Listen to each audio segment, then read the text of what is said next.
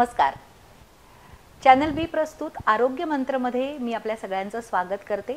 आरोग्य मंत्रचे प्रायोजक आहेत Ranganath hospital, Gokul IVF centre Kolhapur आणि याच हॉस्पिटलचे प्रमुख डॉक्टर प्रवीण हेंद्रे आपल्यासोबत आहेत. डॉक्टर, आपलंही या एपिसोडमध्ये मनापासून स्वागत. आणि मागच्या आठवड्यामध्ये जो आपण भाग घेतलेला होता तो होता आहाराविषयीचा. आणि यावेळेला डॉक्टरांनी आपल्याला सगळी माहिती सांगितलेली होती की प्रत्येकाच्या आहारमध्ये संतुलित आहार म्हणजे काय याविषयी डॉक्टर तुम्ही आम्हाला सगळं सांगितलेलं होतं की आपल्या आहारामध्ये कार्बोहायड्रेट्स किती पाहिजेत, प्रोटीन्स किती पाहिजेत, त्यानंतर फायबर्स किती पाहिजेत, फायबरचं महत्त्व काय आहे, आणि हे तुम्ही खूप छान उदाहरणांनी आम्हाला पटवून दिलं. आणि त्याचबरोबर तुमच्या आहारामध्ये गोडाचा भाग किती पाहिजे हे सुद्धा सांगितलं. अंड हा प्रोटीनचा सगळ्यात स्वस्त आणि सहज उपलब्ध असलेला पर्याय आहे आणि त्यामुळं आपलं जे आरोग्य आहे तर ते चांगलं होण्यासाठी मदतच होणार आहे. या सगळ्या गोष्टींचा आपण उहापोह मागच्या भागामध्ये केलेला होता. पण एक मूळ प्रश्न एक असा विचारायचा आहे की अन्न घटक जे आहेत तर त्यांचं कार्यानुसार वर्गीकरण आपल्याला काही करता येऊ शकतं का? म्हणजे कुठल्या अन्न घटकांनी कुठल्या कार्य करण्यासाठी जास्त फायदा होऊ शकतो? शरीराला लागणारी जी कार्य आहेत, शरीराची कार्य महत्वाची आहेत, ही 3 आहेत. एक म्हणजे शरीर बांधणी. म्हणजे शरीर बांधणी म्हणजे काय? शरीरातलं रक्त, स्नायू, नंतर समजा कुठं आपल्याला इजा झाली तर झीज भरून काढणे, ह्या सगळ्या गोष्टी ज्या आहेत ह्याला बॉडी बिल्डिंग म्हणतो. तर हे जे आहे ह्याच्यामध्ये म्हणजे प्रथिन म्हणजे प्रोटीन्स लागतात आणि त्याच्यावर जीवनसत्व म्हणजे व्हिटॅमिन्स आणि मिनरल्स लागतात. अच्छा. दुसरा जी गरज आपल्याला असते ती म्हणजे ऊर्जा निर्मिती. तर ऊर्जा निर्मितीसाठी कार्बोहायड्रेट म्हणजे पिष्टमय पदार्थ आणि स्निग्ध पदार्थ. आता ह्याचं जर तुम्ही विचारात घेतलं, प्रोटीन्स 1 ग्रॅममधून 4 किलो कॅलरीज निघतात. त्यानंतर त्याचप्रमाणे जर हे पिष्टमय पदार्थ सुद्धा 4 कॅलरीज आणि स्निग्ध पदार्थ मात्र 9 कॅलरीज त्यातनं मिळतात. पण गंमत अशी आहे की जर स्निग्ध पदार्थ तुम्ही फक्त नुसते खातो म्हणला तर नाही खाऊ शकत. तर स्निग्ध पदार्थ म्हणजे जे फॅट आहे, fat Burns in presence of carbohydrate. म्हणजे फॅटला कार्बोहायड्रेट बरोबरच म्हणजे ऊर्जा निर्मितीचं कार्य करायला लागतं. एकटं फॅट काही करू शकत नाही, त्याच्याबरोबर कार्बोहायड्रेट्स पाहिजे. पण ऍटलिस्ट बॉडीमध्ये आपल्या लिव्हर आहे की नाही, म्हणजे काळी यकृत जी आहे ही फार मोठी फॅक्टरी आहे. त्या फॅक्टरीमध्ये तुम्हाला म्हणजे प्रोटीन्सपासून निओग्लुकोजेनेसिस म्हणजे ग्लुकोज तयार होतं. आणि सगळ्यात गंमत म्हणजे आपल्या मेंदूला ग्लुकोजच लागतं. ग्लुकोजशिवाय काही चालत नाही त्याला. म्हणजे त्याला एनर्जीसाठी फॅट किंवा प्रोटीन्सचा काही उपयोग होत नाही, त्याला ग्लुकोजच द्यायला लागतं. म्हणजे शरीरामध्ये ग्लुकोज तयार करायचं काम त्यासाठी.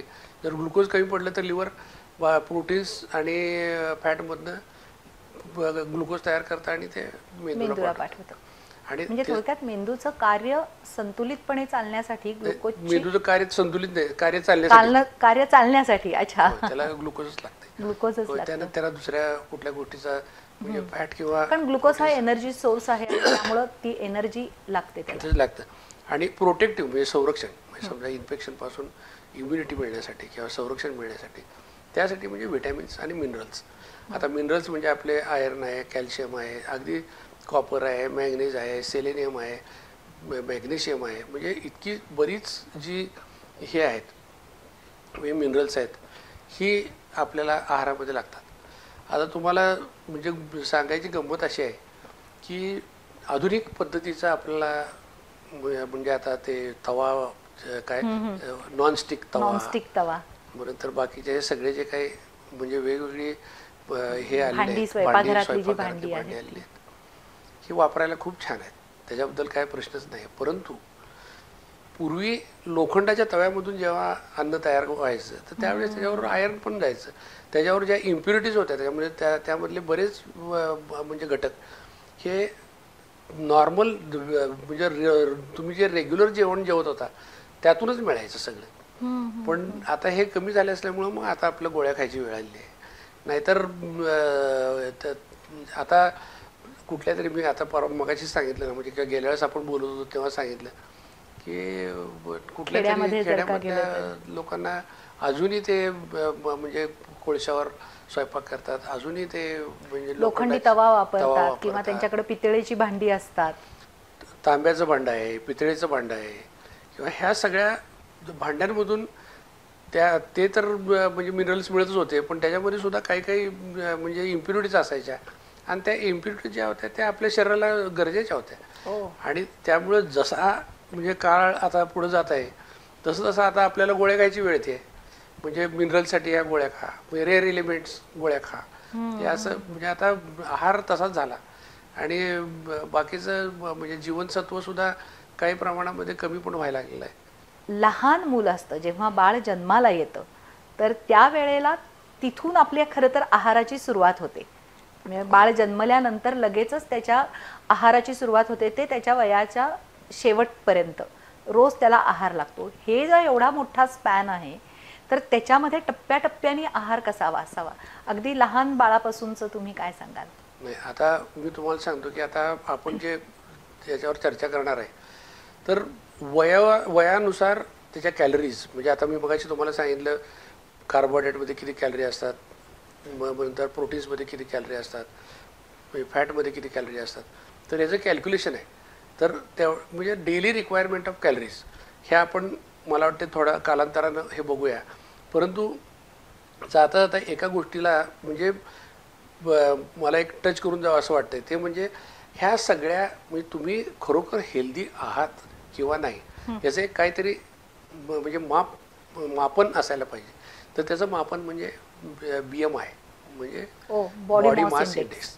तर बॉडी मास इंडेक्स जो आहे की नाही, तुमचं उंची, तुमचा आणि वजन आणि तुमचा म्हणजे सरफेस एरिया याचं एक समीकरण केलेलं असतं आणि त्याप्रमाणे ते कॅल्क्युलेशन करून म्हणजे स्त्रियांचं वेगळं पुरुषाचं वेगळं, कुठेही तुम्ही जर मोबाईलवर जाल किंवा गुगलवर जाल आणि BMI इंडेक्स कॅल्क्युलेटर म्हणून टाकायचं, मग त्यामध्ये तुमची उंची टाकायची, तुमचं वजन टाकायचं आणि तुमचं BMI येतो.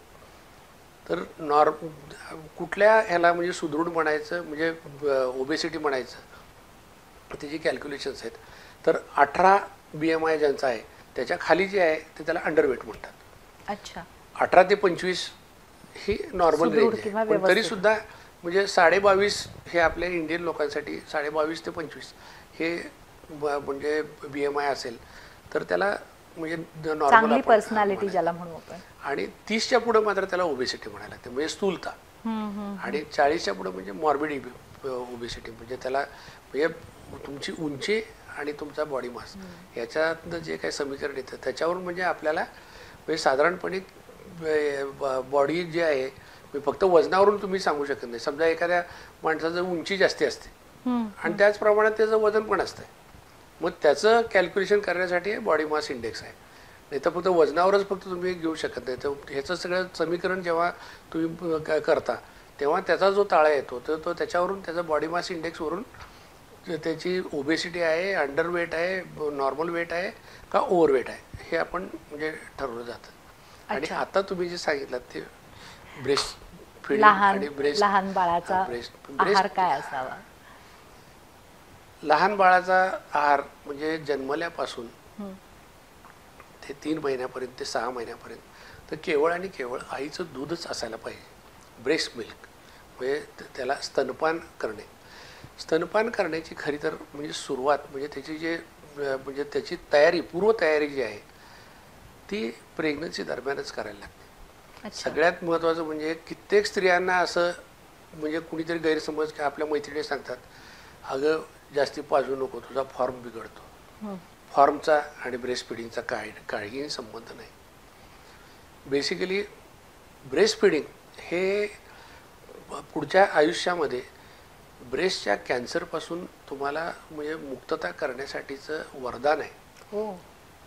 ज्या स्त्रियांनी म्हणजे ब्रेस्ट कॅन्सर कुणामध्ये होतो की ज्या स्त्रियांनी ब्रेस्ट फिडिंगच केलेलं नाही आहे किंवा ज्यांना मुलंच झालेली नाहीत मग त्यामुळे ब्रेस्ट फिडिंग झालेली नाही किंवा ज्यांनी कमी ब्रेस्ट फिडिंग केली. आणि तिसरी गोष्ट म्हणजे फॅमिली हिस्ट्री असेल तर फॅमिली हिस्ट्री तुम्ही फॅमिली तर काय बदलू शकत नाही, तुम्ही काय बदलू शकता तर breast feeding. So breast feed the child म्हणजे मिनिमम 1 वर्ष ते 1.5 वर्षापर्यंत आणि अगदी त्याच्या पुढे जरी गेलं तरी चालतं. त्याचा दुसरा फायदा एक आणखीन एक असा आहे की जोपर्यंत तुम्ही ब्रेस्ट फिडिंग करता तोपर्यंत यू डोंट रिक्वायर कॉन्ट्रासेप्शन. म्हणजे त्यासाठी तुम्हाला म्हणजे पाळणा लांबवण्यासाठी जे काही उपकरण आहेत किंवा काही वापरण्याची फारशी म्हणजे पर्सेंटेज कमी आहे प्रेग्नन्सी होण्याचं. कारण ब्रेस्ट फिडिंगमध्ये जे प्रोलॅक्टिन वाढतं त्याच्यामुळं त्या ओव्युलेशनवरती म्हणजे स्त्रीबीजी निर्मितीवरती परिणाम होतो आणि त्यामुळे ते म्हणजे गर्भधारणा होत नाही. आणि तिसरी गोष्ट म्हणजे तुमची आणि बाळाची अटॅचमेंट खूप चांगली होती. नक्कीच बाळाच्या अटॅचमेंट बद्दल तर विचारायचंच आहे. याचं कारण म्हणजे की आई आणि बाळाच्या मधलं नातं पहिल्या क्षणापासूनचं काहीतरी एक वेगळंच असतं आणि स्तनपानामुळं हे नातं जास्त सुदृढ होण्याची शक्यता जास्त असते. हे पुढचे सगळे प्रश्न विचारूया पण या छोट्याशा ब्रेक नंतर. आरोग्य संवर्धन आणि विविध आजारांविषयी जनजागृती करणारा चॅनल बी चा कार्यक्रम आरोग्य मंत्र. आजाराची लक्षणं, खबरदारी आणि उपचार पद्धती याबद्दल माहिती मिळेल तज्ञ आणि अनुभवी डॉक्टरांकडून. आरोग्य मंत्र मध्ये पहा रंगनाथ हॉस्पिटलचे स्त्रीरोग तज्ञ डॉक्टर प्रवीण हेंद्रे यांना. या कार्यक्रमात आपण त्यांच्याशी IVF म्हणजे काय, संतुलित आहार कसा असला पाहिजे, फॅब्रॉइड म्हणजे काय, 2 सीझर झाले तर रिस्क नेमकी कोणती असते, लहानपणापासून मुलींची वाढ होत असताना त्यांच्या आरोग्याची काळजी कशी घ्यायची या सर्वांविषयी संपूर्ण माहिती. आरोग्य मंत्र दर शनिवार सायंकाळी 7:30 वाजता 532 क्रमांकाच्या बी चॅनलवर. ब्रेक नंतर पुन्हा एकदा आपल्या सगळ्यांचं या चर्चेमध्ये स्वागत आहे आणि डॉक्टर प्रवीण हेंद्रे आपल्यासोबत आहेत. आणि डॉक्टर तुम्ही सांगत होतात की स्तनपानाचं महत्त्व आणि खास करून बाळाचं आणि आईचं जे नातं आहे अटॅचमेंट ज्याला म्हणतो तर ती यामध्ये जास्त सुदृढ होत असते. नाही आता म्हणजे मी मगाशी तुम्हाला सांगितलं म्हणजे स्तनपानाची म्हणजे तिला पहिल्यांदाच आपण समुपदेशन करून तिला सगळ्या गोष्टी समजावून सांगून ब्रेस्ट फिडिंगसाठी तिची म्हणजे स्तनपानासाठी तिची मानसिकता करणं खूप गरजेचं आहे. म्हणजे तिच्या डोक्यातले हे जे काही भ्रम आहेत ना की माझा फॉर्म बिघडेल मग हे होईल हे पहिल्यांदा काढून टाकायला पाहिजे. दुसरी गोष्ट स्तनपान म्हणजे कधी सुरू करायचं म्हणजे आता तर म्हणजे अशी हे आहे पद्धती आहे की इव्हन नॉर्मल डिलिव्हरी झाल्याबरोबर ते बाळ जे आहे हे पालतं त्याला क्लीन केलं त्याची श्वासोश्वासाची सगळी काय क्रिया वगैरे व्यवस्थित आहे हे बघितलं त्याला तपासलं की पहिल्यांदा बाळ आईच्या पोटावर ठेवायचं. आणि तुम्हाला पटणार नाही that is called as rooting. ते बाळ जे आहे ते जस्ट जन्मलेलं बाळ हे सरकत ते बरोबर स्तनाग्र शोधतं आणि त्याला सकिंग करायला सुरू करतं. अरे बापरे. आणि त्यासाठी इव्हन सिझरिन झाल्यावर सुद्धा जेव्हा तुमचं प्रोसिजर पोटाकडे खाली चालूच असते तर तेव्हा सुद्धा तुम्ही ते ब्रेस्ट फिडिंग सुरू करू शकता. म्हणजे जितक्या लवकर तुम्ही ब्रेस्ट फिडिंग सुरू कराल तितकं ते चांगलं आहे. आणि दुसरी गोष्ट म्हणजे सुरुवातीला मग काही लोक म्हणतात की अहो ते दूध येत नाही नुसतं पाणीच येतं आहे तर दॅट इज कोलोस्ट्रॉम. म्हणजे ते जे आहे की त्याच्यामध्ये तर म्हणजे सगळ्यात जास्ती इम्युनिटी असते. मग त्यासाठी तर म्हणजे पहिल्यांदा बाळाला जास्तीत जास्त लवकरात लवकर फिडिंग करणं हे गरजेचं आहे. आणि सकलिंग हेच त्याचं स्टिम्युलस आहे. म्हणजे जास्ती दूध निर्मिती होण्यासाठी किंवा बाळानं हे करणं जास्त होय बाळाने स्तनपान करणं ओढणं जास्त महत्त्वाचं आहे. आणि सगळ्यात महत्त्वाचं तुम्हाला सांगतो की आता याचं महत्त्व काय आहे तर बाळाला जे म्हणजे ह्याचं म्हणजे आतड्याचं पोटाचं इन्फेक्शन समजा वरचं दूध तुम्ही घालायला लागला तर प्रत्येक वेळेस ते तुम्हाला ते स्टराईल करायला पाहिजे. ती बाटली उकळून घ्यायला पाहिजे. मग तुम्ही जेव्हा त्या बाटलीचं बूच लावता तेव्हा त्याच्या म्हणजे जे निपल आहे त्याच्यावरती हात नाही लावला पाहिजे. मग ह्या सगळ्या गोष्टी कराव्याच लागत नाहीत कारण इट इज अ स्टराईल. म्हणजे आईचं डायरेक्ट स्टराईल मिल्क हे बाळाला जाणार असतं. आणि दुसरी गोष्ट म्हणजे कुठलंही प्रिपरेशन करायची गरज नाही. म्हणजे पावडर घे त्यात बांधून मग ते हे करून गरम पाणी करून उकळून ते स्टराईल कर मग त्याच्यामध्ये दूध घालून पावडर कर हे सगळं काही करायला लागतं. इट्स रेडीमेड आणि ऑन डिमांड. जेव्हा बाळ सुरुवातीच्या कालावधीमध्ये तर ऑन डिमांडच त्याला दूध द्यायला लागतं. म्हणजे असं नाही की म्हणजे इतक्या वेळानंतर ते पण कालांतरानं ते किती वेळानं द्यायचं आहे आपण नक्की त्याच्यावर विचार करणार आहे. पण त्याचबरोबर दुसरी गोष्ट म्हणजे त्याला कॉन्ट्रासेप्शनचं मी तुम्हाला मगाशी सांगितलंच आहे. आणि सगळ्यात महत्त्वाचं म्हणजे जेवढे एसेन्शियल व्हिटॅमिन्स आणि मिनरल्स हे बाळाला गरजेचे आहेत ते सर्व त्या ब्रेस्ट मिल्कमध्ये अवेलेबल असतात. आईच्या दुधातून सगळे बाळाला मिळतात. मग त्या काळामध्ये आईचा आहार सुद्धा तितकाच महत्त्वाचा असेल. त्या आहारावर आपण येणार आहे की नंतर. पण आत्ता आपण ते जे बोलतोय ना, तुम्हाला सांगतो की म्हणजे लॅक्टेशन म्हणजे कार्बोहायड्रेट जे आहे, म्हणजे आपण जे म्हणजे पिष्टमय पदार्थ म्हणतो, तो दॅट इज लॅक्ट्युलोज. म्हणजे प्रोटीन्स, कार्बोहायड्रेट, फॅट हे दुधामध्ये प्री डायजेस्टेड, म्हणजे पचायला सोपं हलकं अशा पद्धतीचंच ते बाळाला मिळत असतं. त्यामुळे त्याचं पोटसारखं बिघडणे किंवा ह्या कुठल्याही तक्रारी त्याच्यामध्ये होत नाहीत. दुसरी गोष्ट, त्याच्यामध्ये दुधामध्ये, आईच्या दुधामध्ये आयर्न आहे, झिंक आहे, मग नंतर मॅग्नेशियम आहे. आणि त्याचबरोबर जे आता आपण गाईचं दूध किंवा बाकीचे जे काय वरून दूध घालतो त्याच्यामध्ये सोडियम कंटेंट जास्ती आहे, पण याच्यामध्ये लो सोडियम कंटेंट आहे. म्हणून हे म्हणजे त्याच्यामध्ये दुसरी गोष्ट म्हणजे आईच्या दुधामध्ये कॅल्शियम आणि फॉस्फेटचं जे काही प्रमाण आहे ते 2:1 आहे. आणि 2:1 म्हणजे 2 कार्बोहायड्रेट आणि 1 फॉस्फरस. तर 2:1 प्रमाण जे आहे हे त्या बाळाच्या मेंदूच्या वाढीसाठी खूप गरजेचं आहे. म्हणजे एवढी ह्या ब्रेस्ट मिल्कची माहिती आहे. म्हणजे ते दूध तयार होत असतानाच बाळाला सगळे पोषक द्रव्य आणि पोषक घटक त्या पद्धतीनं मिळतील, याच प्रमाणामध्ये त्या दुधामध्ये सगळे असतात. ते म्हणून सांगतो की रेडीली अवेलेबल आहे. तर त्याचा आणि त्या बाळाला खरोखर त्याची गरज आहे. तर त्यामुळं स्तनपान करणं हे खूप गरजेचं आहे. आणि ते स्तनपान योग्य पद्धतीनं आणि योग्य रीतीनं हे करणं सुद्धा गरजेचं आहे.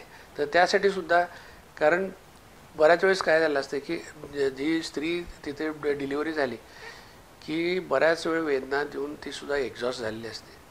तर तिचं हायड्रेशन सुद्धा त्याच वेळेस गरजेचं आहे. आणि त्याचबरोबर बाळ जेव्हा दूध पितं तेव्हा त्याला योग्य रीतीनं धरायला लागतं. योग्य रीतीने धरायला लागतं म्हणजे काय की समजा ब्रेस्ट आहे, ते ब्रेस्टला निपलला त्याने धरल्यानंतर त्याचं नाक दबलं जाऊन त्याला श्वास घ्यायला, कारण माणूस श्वास घेतो 2 गोष्टी, एक तर नाकाने घेतो किंवा तोंडाने घेतो. जेव्हा ते सकिंग करत असतात तेव्हा त्याचं तोंड तर म्हणजे तिथं म्हणजे वेगळंच असतं, तिथं दॅट इज बिझी देअर. मग राहिलं नाक.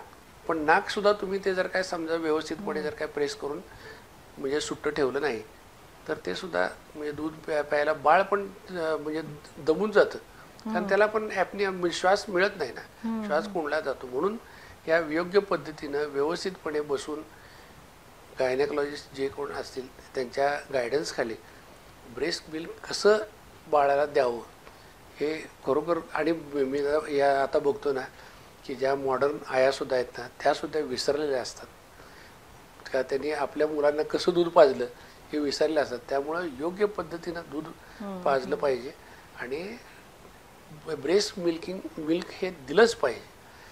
आता ब्रेस्ट मिल्क जर येत नसेल तर मग मात्र त्याला इन्फंट फॉर्म्युले आहेत.